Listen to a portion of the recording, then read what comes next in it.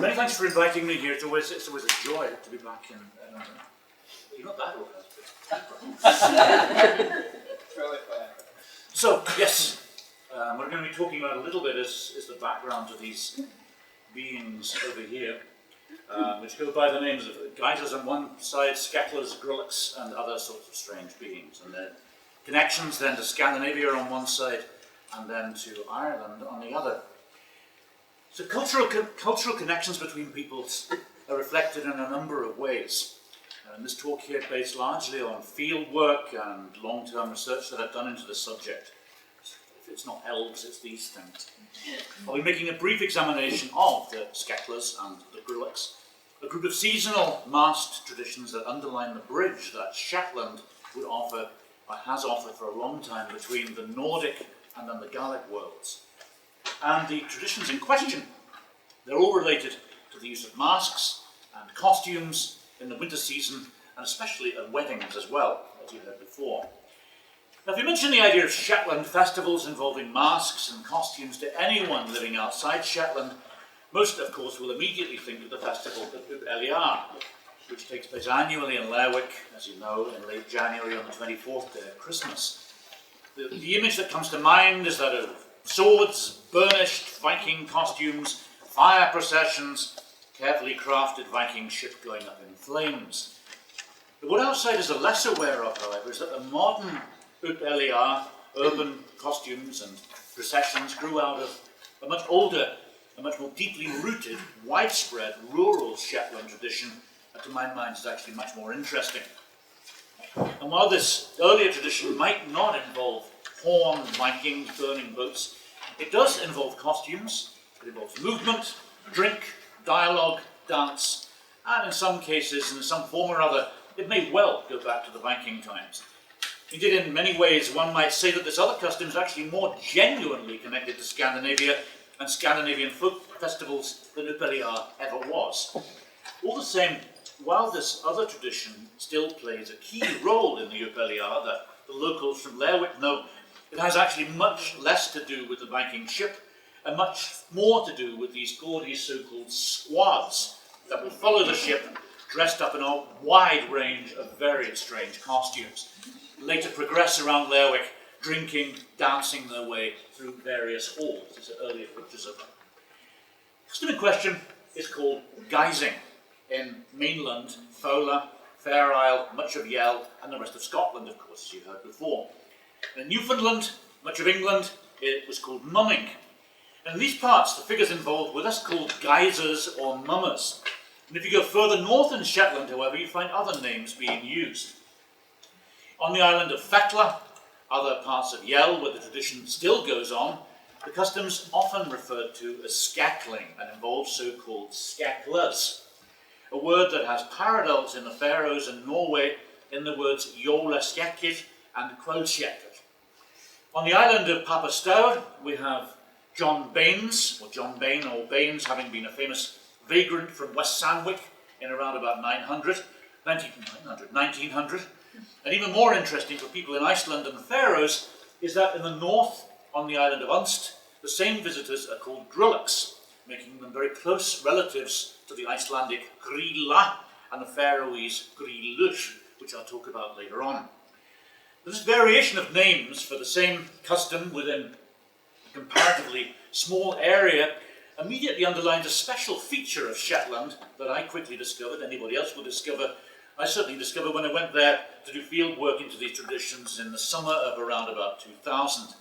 People may live comparatively close to each other, but in the past this didn't mean that they actually met people from outside their local community very often. A person from Cullevo in North Yell might meet someone from Gloop, just 3 miles away, just once a year. People living on the island of Walser, for example, talk a very, very different, almost incomprehensible dialect from those living just across the water in mainland. This means that you find a surprising variety of traditions across these islands, and that certainly applies when we come to these Guising traditions. What exactly do we mean then by Guising, mumming, skeckling, going Grulicks? Essentially, we're dealing with a tradition that was known all over Northern Europe, from Iceland to Ireland, here's Ireland, from Norway to Switzerland, and right down from there to Sardinia. Numerous examples of the Nordic traditions have been documented in this highly weighty book here, which we published in 2007, and which is now available free online in PDF form. And if you've got the handouts here, you'll have a reference to it on top. So it's available free. It covers the wide range of Guising traditions known throughout the Nordic area. In addition to looking at traditions from Norway, Sweden, Denmark, it also considers those from Finland, Åland, Estonia, Ireland, Scotland, Shetland, and the Faroes, as well as Iceland, which is where I live now. And that's where such traditions in Iceland take place in the Christmas period, Ash Wednesday, most recently Halloween, and for many years as part of school leaving traditions before students go on to university. We show in the book the Guising traditions in the north seem to be actually very deeply rooted, and there's good reason to believe that it has roots in the medieval period, if not before, as part of pagan rituals. Some of you may have seen this helmet at the bottom here, which the Sutton Hoo helmet, which actually only one of the eyes lights up in darkness, which gives you a one-eyed figure. And you can't, the voice changes as well at the same time inside it. Either side here we've got pictures from the Oseberg tapestry. To show you very quickly, you've got a whole pile of masked figures here, and an odd guy with a horned helmet in the front, leading them. A group of women guisers, I think in this case down here, wearing duck costumes, and then male guisers up at the top there. In the middle we've got a helmet plate of a masked figure, and at the top we have a mask that was found down in the south of Denmark, which is nowadays in Germany. And these all go back to pre-Christian times. Now, better find where it was, yes. Essentially, though, the extant traditions found in the north don't form part of this mumming play tradition, like that found in England and Scotland and in Colossians, for example, but rather something that the Newfoundland scholar Herbert Halpert refers to as informal house visits. And what do these involve? They're groups of people who disguise themselves and go between houses at night. And in his typology of mumming, Halpert underlines exactly how the groups in question, he says, tend to be an informal group of varying composition. Although in Shetland and in the Nordic countries and Ireland, such groups would tend to involve young unmarried men in their middle to late teens and early 20s. Halpert adds next about this type of guising, members of this group attempt complete disguise. And that involves the disguise of the face and the body with varying degrees of elaboration, sex reversal, man-woman figures, as you'll see later on in these pictures, being a very frequent pattern. See here, for example. It also involves disguise of gestures, of body movements, disguise of your voice, especially, he says, not invariably, though, through the use of ingressive speech. And all of these features are found in Shetland guising traditions. Here we see again a slight sex change going on. And especially in Shetland, this idea of ingressive speech. Ingressive speech is something that Icelanders do all the time. Basically, you speak like that, for example. You speak breathing inwards. Icelanders do it largely because of the wind. You can't help doing it. It just happens all the time. Also, they just can't stop talking. It's a sort of endless thing, but the wind helps a great deal. Same in Shetland, actually, when you come to it in the winter time. Indeed, as people have spoken to stress, what issued usually, as you heard earlier on from the mouths of the Skeklers and Grulicks, if they ever spoke at all, would tend to be much more, not so much voices as inhuman sounds. One informant from Unst, for example, stresses how they'd huff at them when they danced, and they grunt at them, and they grunt like a pig, make a noise to scare the children. George Peterson of Taibhsear told me, you spoke in queer voices, anything with groans, grunts, noises, squeaks, whatever have you, anything at all, anything that would raise a laugh. Others talk about howling, shrieking as the guisers arrived. We should have had a sound effect, actually. Something that brings to mind the root of the word Grulick in the Danish dialect word Grýla, which means basically growler. Halpert, anyway, talking about this type of guising, next notes how the behaviour of the disguised visitors tends to be uninhibited, the reversal of normal. You were in earlier on about liminality and things of that kind. On request, though, he says they may entertain by singing, playing musical instruments and dancing. And once again, all of this applied to the Shetland traditions, and especially the element of dancing. The disguised visitors, and especially the so-called dancing Grulicks, as these guys are called here, announced, would commonly end up their performance with a 6-man Shetland reel in the highly limited space of the croft kitchen. Something that must have been pretty dangerous when you're wearing a straw costume of this kind. Get out there without setting yourself alight is amazing. Anyway, dance wasn't the only element of performance in the informal visits of this kind. The key features in Shetland, like elsewhere in the Nordic countries, was that, as Halpert writes, the hosts attempt to penetrate the disguises by a form of guessing game, sometimes accompanied by roughness, and unmasking by visitors usually, though not invariably, follows successful identification. And those present in the kitchen are really allowed to do anything. It includes groping to try and find out exactly who the person is. There's all sorts of very roughness going on there. Now, once identification has been achieved, as you see here, they take off their masks and they return to their normal social roles and are usually offered and accept food and drink, thereby, of course, being ritually welcomed into the local family. On the Northern Isles of Shetland, where the rural tradition has continued longer, this final step would sometimes include alcohol, but that depended very much on the local traditions. Tea, of course, was very common. One problem with doing field work in Shetland about this sort of tradition is that you end up drinking endless cups of tea and endless sandwiches all day long. If it was alcohol, it would be even worse. But in most cases, here the food was taken away and eventually brought to a different location, where in many cases, much of the local community would come together for a joint party.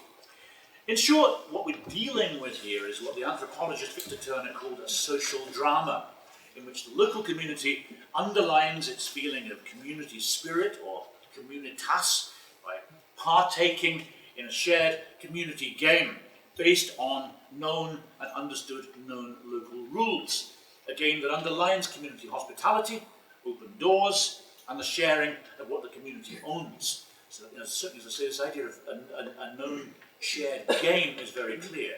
If a friend of mine, at least who runs the archive in Shetland, moved between towns, and one day he got a knock on the door, and there were people wearing costumes outside.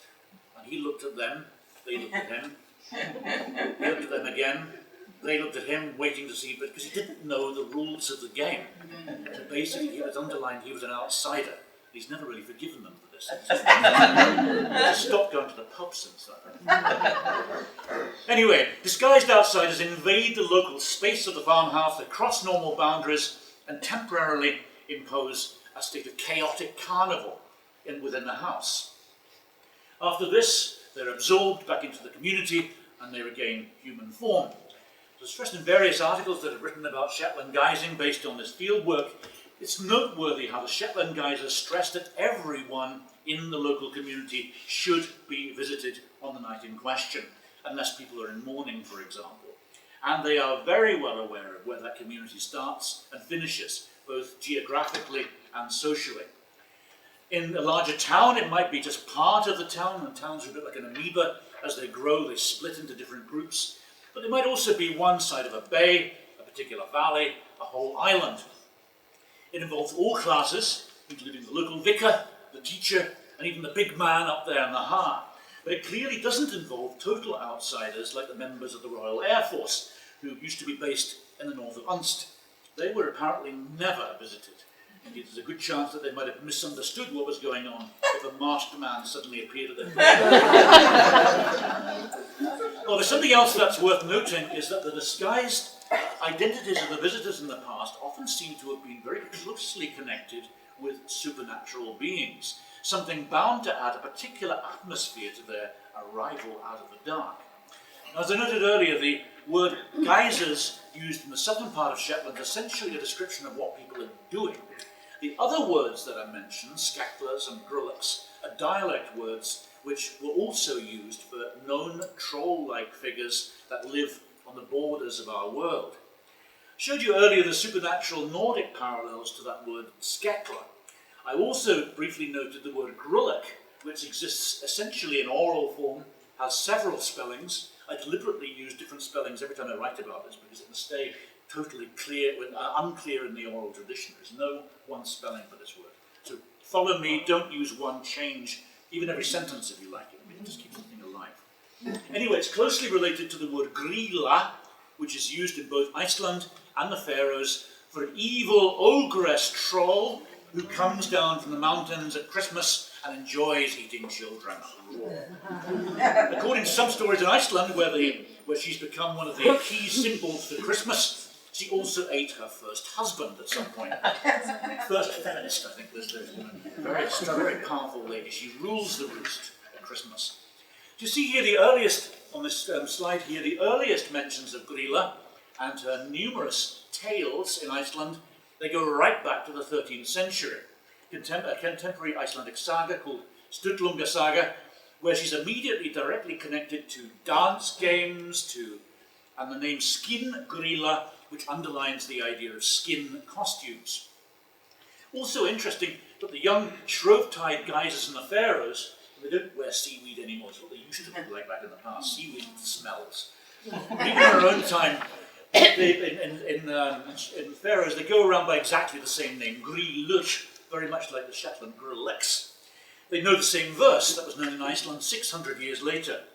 And it's also worth bearing in mind that the times at which all of these disguised outsiders infiltrated houses in Iceland, the Faroes, Shetland, they were all times at which the real spirits of the area were expected to be out walking around and calling for, and they would say something like this, "Beg your buggy, hold a peel, a big flash, something from a buggy." And that's what they'd say when they come to the door instead of aggressive speech. That's what the Yell geysers used to demand, according to people I spoke to. Now, this blend of ideas of the supernatural and the real is particularly clear in this, we've heard part of it just now.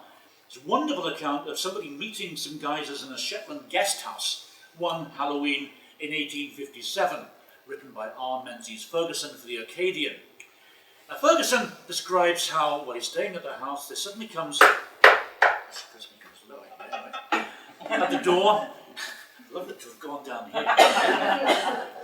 To deliver the rest of my lecture on my knees. Anyway, there's a knock on the door, how a young boy and the landlady of the guest house came rushing in from the kitchen in terror, saying that fairies or the spirits of the hills are taking over the house.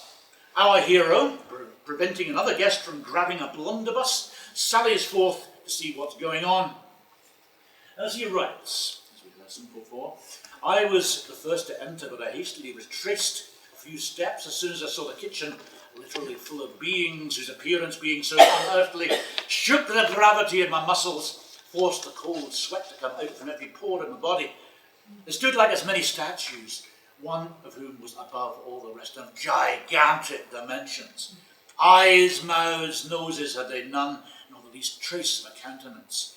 And they kept up this incessant grum, grum, grum, or a noise partly resembling swine, partly turkey cocks. Their outer garments were as white as snow, consisted of petticoats below, shirts on the outside, sleeves and collars, and they were all veiled, and their headdresses or caps were about 18 inches in height, made of straw, twisted and plaited. The spirits, for such as they appeared to be, had long staves with which they kept rapping on the floor, and between them and the door stood one that was as black as Horny, but more resembling a human being than any of the others. And his headdress was a sou'wester, and he had a keshi on his back. But the times of such worrying visits, nonetheless, as I say, seem to have varied between islands. So you can see on this map here that I showed earlier, Guising in the south of Shetland was essentially connected with Christmas and New Year periods, old and new. Fair Isle, I've actually got wrong down here, it's actually New Year rather than Christmas. In the north, however, Halloween was what was more important. And my feeling is that this was the earlier tradition in Shetland. Of course, Halloween in both Gaelic, Nordic areas was the original New Year. It was the start of winter, a time which in Iceland was called the Winter Nights, or Veturnightur, a time closely connected with female spirits attacking farms, and a time when people could call on women to make prophecies about the coming year. Now there we have, in Iceland, for example, at the Winter Nights, it's a wonderful story in one of the sagas about people getting together for a gathering on the winter night when they're going to be making prophecies about the year. somebody says, you're not allowed to go outside tonight. Whatever happens, nobody must go outside when the door is knocked on or something.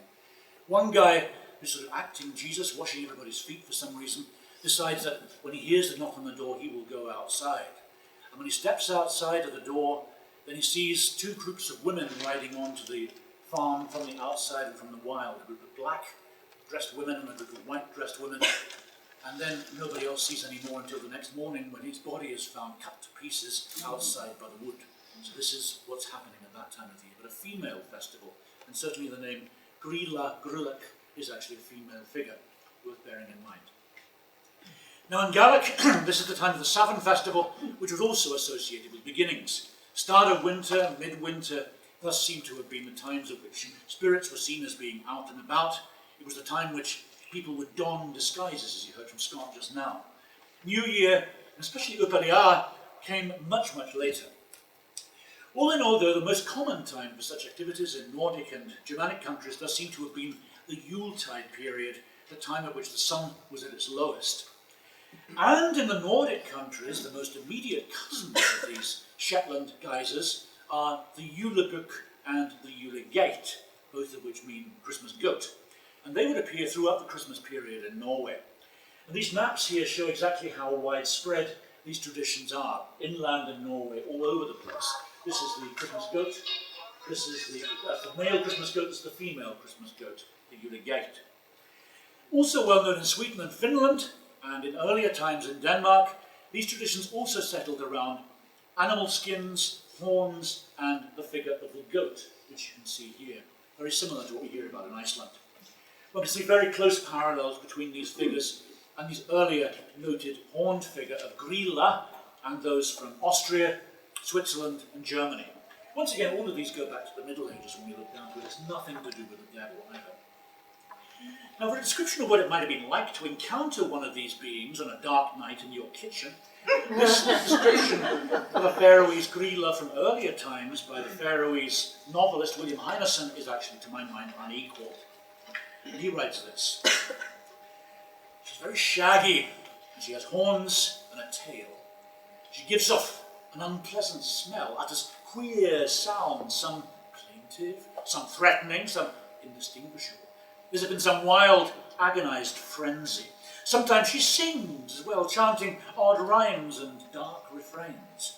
Her face can't be discerned. It's large, very ugly, but it's hidden underneath a curtain of tatters and rags.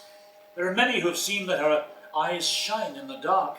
This is about all that can be said for certain about her outward appearance. About her inner being, nothing whatever is known, because her spirit is shrouded in mystery, rooted in the darkness of primeval night.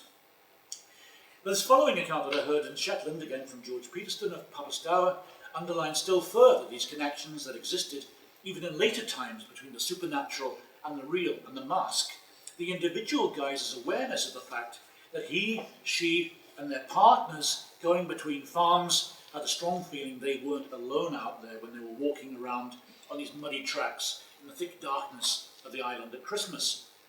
He says we'd set out with torches and dodge behind planting crops or buildings to keep out of sight. If you met other groups, you dodged or hid or flung yourself down on the ground, pretended to be a lump of grass. You'd huddle together because of the wind and so on. And there would be shapes and animals standing up in front of you and your torch, and you'd get startled, you know. And as you came to a house, you'd be careful in case a dog was about. Yeah, there was a certain eerieism out there.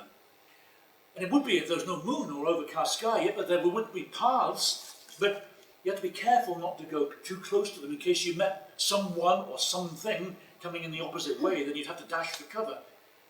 And talking about disguise, something else that seemed to have been comparatively particular to Halloween and Yuletide costumes used in Shetland was the nature of the material used to make them.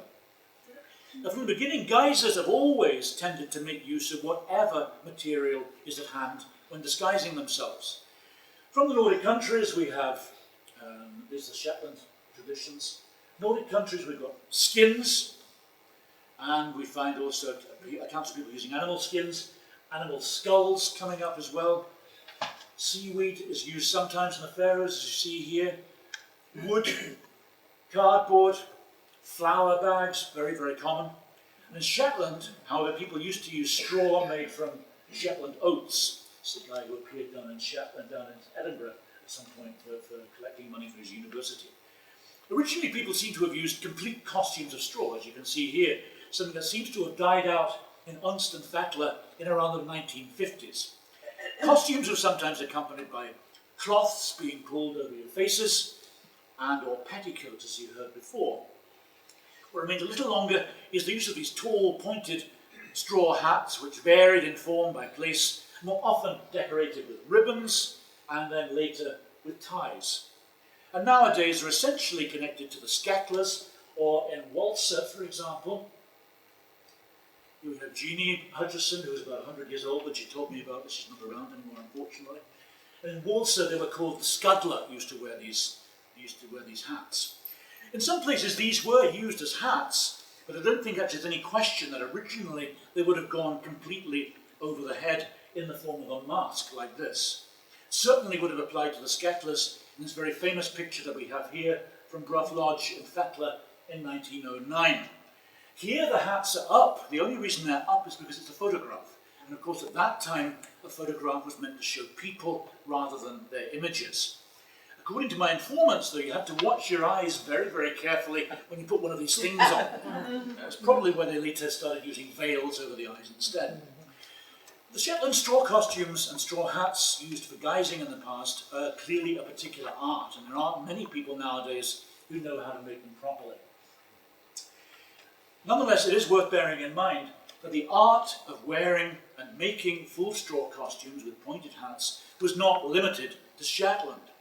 Similar costumes have been recorded in Björka in Sweden in connection with a figure called Halmstaffan, or Straw Staffan, and a figure who later came to be replaced by these straw dolls, straw goats that you can find at Christmas time in IKEA, for example. They're also found in the border areas between Northern Ireland and the Irish Republic. And the age of such costumes is seen in this account actually of a post-birth tradition that was apparently used to be known in Denmark and was told by a Danish monk in Ireland. And he writes, well, he tells basically, in the account is written down, so it's from the 13th century. It's something, he said, that I heard from Brother Peter. Told me in Dublin that in his homeland, Denmark, it's the custom that when women are lying in after giving birth, the neighbouring wives will come round and help them to keep cheerful with dancing and uninhibited songs. And so it happened that one time there was a group of women, and notice women again, assembled a bundle of straw formed into the likeness of a man, with arms of straw. They put a belt and a hat on him, called him Bovey. They then performed their ring dance, and two women jumped up and sang with him between the verses, as the custom is, turned to him with unseemly gestures, said to him, "Sing with us, Bovey, sing with us. Why are you so silent?" And at once the devil replied, "Oh yes, I will sing." And then he screamed out loud, gave such a powerful yell that some of them fell down dead. That's the earliest example. What happens in Denmark? Alcohol. Meeting one of these in the dark, anything could happen. This legend effectively underlines again this connection between the costume and the supernatural that both the wearers and the spectators experienced in the past. Also underlines that guising, the wearing of straw costumes, wasn't only widespread and ancient, but also not restricted to seasonal festivals. And as these intriguing connections between Shetland and neighbouring Nordic and Gaelic countries, and between seasonal customs and those related to individual life festivals and rites of passage, that I'd like to concentrate on for the rest of this lecture here. Because it's worth noting in this context is the way that the straw-clad guisers, they would commonly appear out of the landscape in Shetland at people's weddings. Wedding guising as a phenomenon never seems to have been known in Iceland or Faroes, to the best of my knowledge. Certainly, though, seems to have been very old in Shetland. Indeed, the earliest descriptions we have of guising in Shetland are all connected with such occasions. And this is partly because outsiders are going around in the summertime, and that's when you have weddings, but they didn't get to see the Christmas traditions in the same way. But the earliest appears in a view of the ancient and present state of the Shetland Islands from in 1809 by Arthur Edmonston of Unst, and he tells how it's a common practice for several young men in disguise themselves to visit the company thus assembled. Such a party is known by the appellation of geysers. Their faces are masked, their bodies are covered with dresses made of straw, ornamented with a profusion of ribbons. Each of them has a particular character to support, and none speak, so that the performance is a kind of pantomimical masquerade. The person who directs their movements is called the scuddler, and he's always the best dressed of the party. They're kindly received, and they dance with every person present in succession. The next account we have is only on your handout there, that comes from 1822, as we heard before, by Samuel Hibbert. But another good description appears in the John O'Groats Journal of 2nd of June 1837. That tells of how some years ago it was customary for a party of men, about 7 or 8 in number, to disguise themselves and to pay the wedding company a visit. The dress of such a party usually consists of a white petticoat, over which is thrown a white shirt, tightly drawn around the waist under a gaudy ribbon. Their faces are wrapped around with a gauze napkin, and their heads ornamented with huge straw caps, profusely decorated with ribbons. Some have coats of the same materials. A party of this kind is called geysers, and are under the direction of a chief called the scuddler, who carries a basin, or stick, as a badge of his authority, and he uses that as a rod of correction on anybody who's guilty of misdemeanors. Each of the rest has a part assigned to him, which he must act, and in particular there is one who impersonates the fool, who contributes especially when possessed of some humour, not a little to the merriment of the company. During the whole time they never interchange a word, either with the company or one another, but all of their movements are directed by signs. When well received, which is generally the case, they dance with everyone present, the scuddler having the bride for his partner. Particularly descriptive is another account from 1869 by John T. Reed in his Art Rambles in Shetland, in which he describes a wedding he saw in the Walls area of Mainland. About 9 o'clock, commotion and whispering being observed amongst those nearest the door, the fiddler stops. Dancing ceases, and the honest man informs the company that the geysers have arrived. And then the best man announcing that there's plenty of both meat and drink for all comers, 5 gallons of whiskey are yet around untouched, which is quite amazing. The fiddler is told to play up the geyser's spring, and in walks a slender-looking man called the scuddler, his face closely veiled with a white cambric napkin, on his head a cap made of straw, in shape like a sugar loaf, with 3 loops at the upper extremity, filled with ribbons of every conceivable hue, hanging down so as to cover the cap. He wears a white shirt with a band of ribbons around each arm, a bunch of ribbons on each shoulder, a petticoat of long, clean straw called a gloy, which hangs loosely. And as he enters, he gives a snore, and after having danced for a few minutes, another enters called a gentleman, somewhat similarly attired, and he too, having danced, a third, called the fool, appears, and so on until all of them are in. And it's a really strange sight to see 6 tall young men dressed thus fantastically, dancing with so much earnestness. And if you heard before, there's not much space in these rooms. They're careful to speak not a word lest they reveal their identity, not a sound is heard, but the music of the fiddle, the rustle of the straw petticoats, the thud of their feet on the earthen floor, the laughter of the fool, and the whispers of the bride's maidens trying to guess who the geysers might be.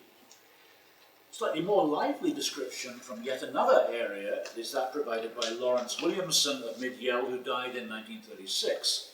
He stresses that the local weddings took place on Tuesdays, tended to involve geysers, had the same features as before, involving a disguised male group coming in from outside, led by a leader who carries a particular broom or a stick. The geysers get to the wedding house, and the scuddler bore in his hand a neat basin of straw and a stick. They fired a shot at the door.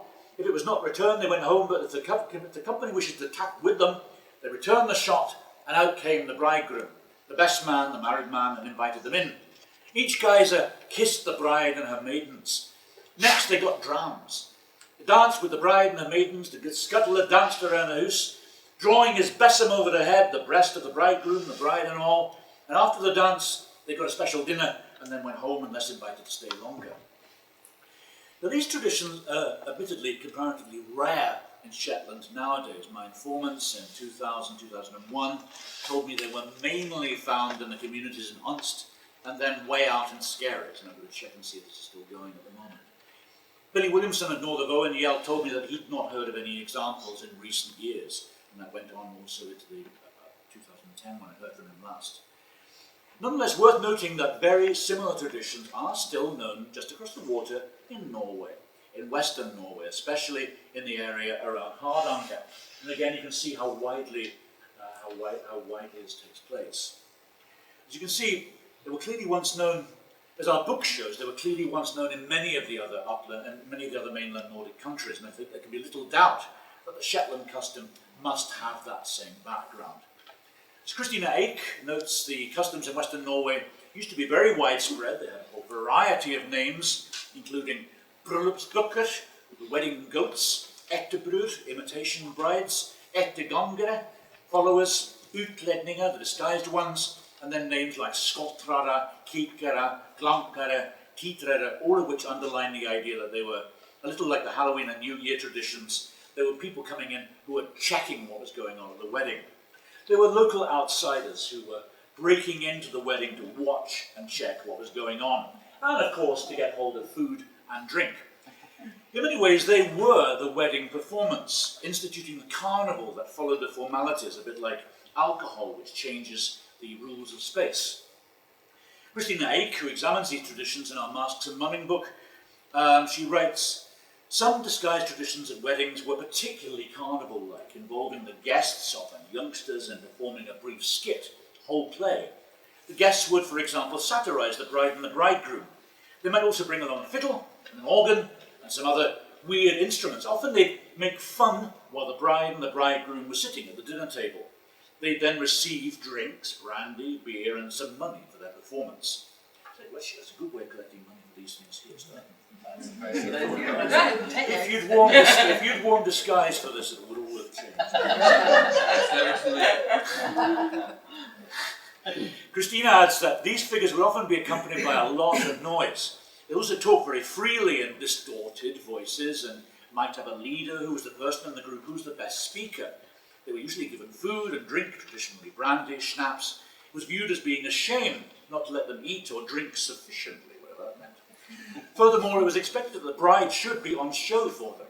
Sometimes the disguised figures were seen as mischief makers, and there could be some quarrelling and fighting around them.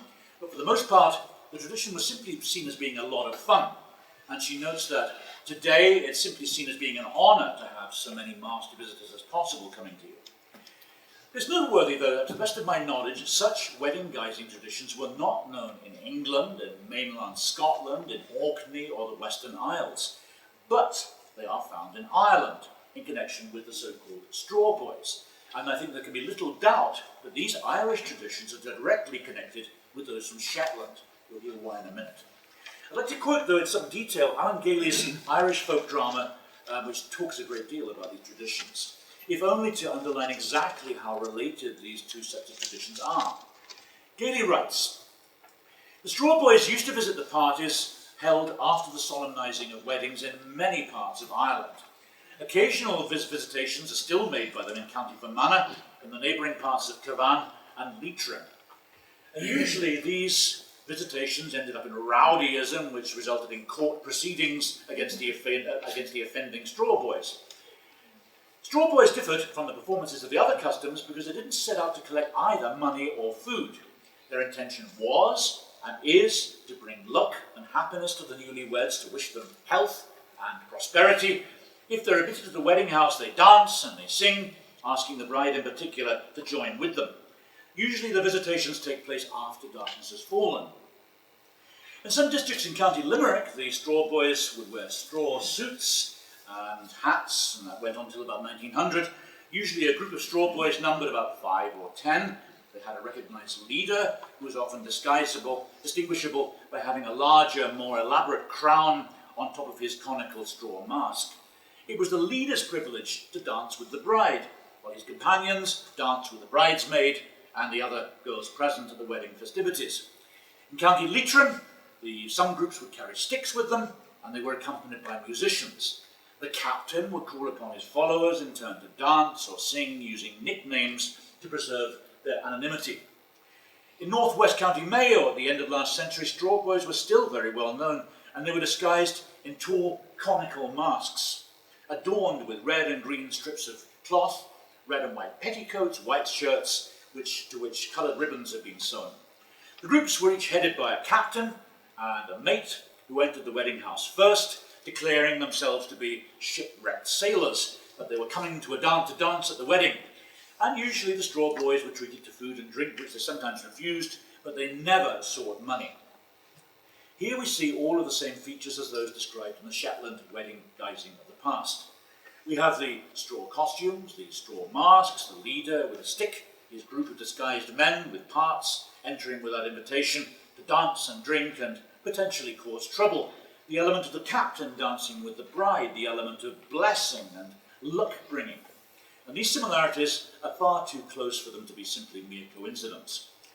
Considering the fact that wedding guising is deeply rooted in Norway and Sweden too, and the fact that Shetland has few obvious Gaelic influences, that wedding guising doesn't take place all over Ireland, suggests to my mind the route of transmission must be from Norway to Shetland, Shetland to Ireland via Scottish settlers, although I have no confirmation of this from those that are asked.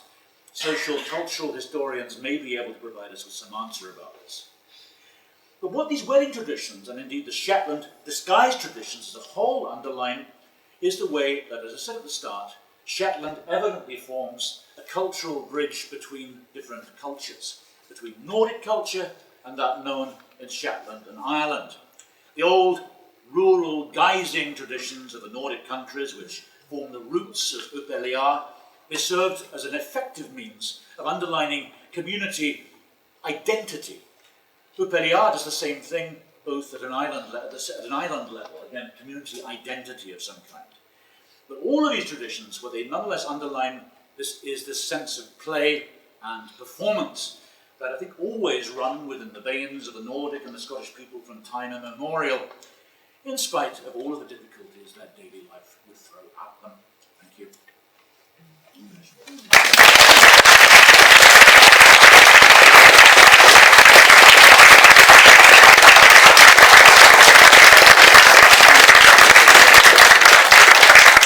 have time for one question.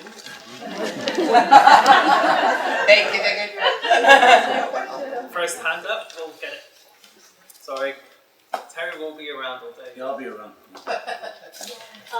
So I have a question about, you kind of touched on it a little bit, but the whole concept of if they were going out when they expected that supernatural beings who might maybe look similar or might be a similar background to what they were disguising themselves as. Was there any element of, in either the rites of passage when this would happen or during the festivals, that the act of visiting someone's house in costume would be in order to prevent a supernatural being going there, like in the place of, you mentioned luck and blessing. I wonder if there's some element of, I'm doing this, almost like the evil eye thing, like I'm doing this in order to prevent a supernatural being coming here and either at a birth, cursing your child, or coming to your house at a festival or a rite of passage. Is there anything? Basically, what's happening is that it's supernatural beings are visiting your house. You're acting them visiting your house, and you're giving them something, and in a sense, you're getting their protection by giving them something as they visit.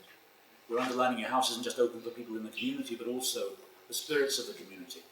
So liminal in the sense that both worlds are meeting for a minute. And in a sense, the acting of the legends brings life to the legends, certainly for children, underlines that they're real. And the legends give an extra meaning to the people wearing the costumes as they come. So you're saying this is a level of protection and blessing? Yeah, you're annually giving thanks to the beings from outside. It's at the beginning of the year, and getting them to protect you for the winter season, which is the most dangerous. Afterwards. So when you put the costume on, basically you're transforming yourself into something else. That's the idea. That's your one question. It is the one question, sorry. Thank you so much, Terry.